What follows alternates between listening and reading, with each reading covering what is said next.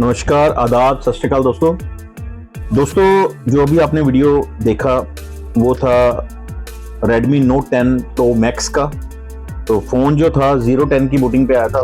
बहुत ही सिंपल, जो हम काफ़ी टाइम कर भी चुके हैं कई वीडियोस में, कि जब भी ऐसा कुछ हो तो अमूमन क्या होता है कि जो प्रॉब्लम होती है वो CPU के अंदर होती है। तो CPU को रीबॉल किया बेस्ट मेथड से, और नई जो मशीन है हमने उसके साथ किया।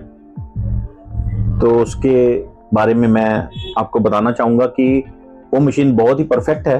जो YCS की मिस्टर यांग की जो मैंने अभी ली है, उससे मैंने ये CPU बनाया। देखिए प्रॉपर काम कर रहा है, और फर्स्ट अटेम्प्ट में ये जो फ़ोन है वो प्रॉपर काम कर रहा है। Thank you so much everyone, thanks for watching. And मेरे चैनल को लाइक, सब्सक्राइब और कमेंट जरूर करें।